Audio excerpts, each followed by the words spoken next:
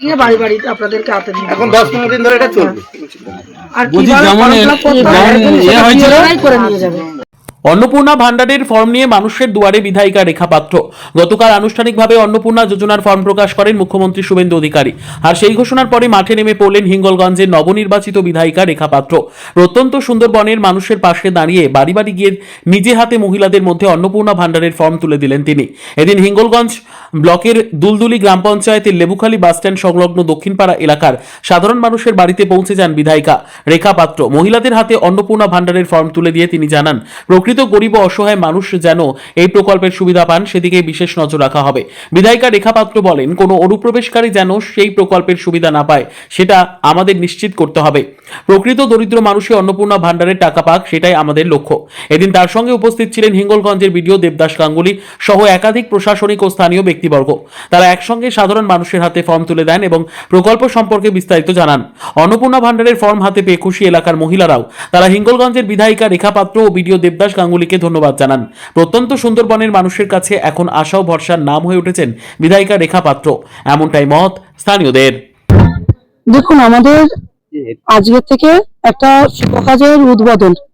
আমাদের আজকে বিডিও সাহেব আছে, আমাদের বিডিও সাহেবকে নিয়ে আজকে আমাদের এই অন্নপূর্ণা যে ভান্ডারের যে ফর্ম, আমরা এটাকে আজকে থেকে ডিস্ট্রিবিউট করা শুরু করে দিয়েছি। কেননা আমাদের তো কাজ করতে হবে, আর মানুষকে তো আমরা তো প্রতিশ্রুতি দিয়ে তার আমরা পিছিয়ে যেতে পারি না। এবং এই এই দেখুন, এই যে এই মানুষগুলো, এই যে ঘর, এই মানুষগুলো যদি আজকে পান, তারা যদি স্বাবলম্বী হন এবং সামান্য কিছু অর্থের বিনিময়ে যদি তারা যদি নিজের পা দেন, একটু একটু একটু করে জমিয়ে যদি তারা একটা কোনো একটা ব্যবসার মধ্যে যদি যুক্ত হন, তাহলে তো আমাদেরও ভালো লাগবে। হিঙ্গলগঞ্জের রেখা পাত্র বিধায়িকা আর হচ্ছে বিডিও সাহেব এসেছিলেন অন্নপূর্ণা ভান্ডারের ফর্ম আমাদের দিতে এসেছিল। কেমন লাগছে? আমাদের খুব ভালো লাগছে। কোথায় আপনার বাড়ি? আমাদের বাড়ি লেবুখালী। নাম? আমার নাম শর্মিলা মন্ডল। কেমন লাগছে এই ফর্মটা নিয়ে? খুব ভালো লাগছে। যারা 25 থেকে 60 বছর বয়স, যারা পুরনো লক্ষ্মী ভান্ডার পেত এবং নতুন করে যাদের 25 বছর বয়স হয়েছে, ভারতের নাগরিক এবং পশ্চিমবঙ্গের বাসিন্দা, তারাই এই আবেদনের যোগ্য। এবং আজকে এটা শুভ উদ্বোধন হলো। আমাদের মাননীয় বিধায়ক ম্যাডাম আছেন, উনি এটা বাড়ি বাড়ি গিয়ে উদ্বোধন করছেন। আমরা ফর্ম তুলে দিলাম।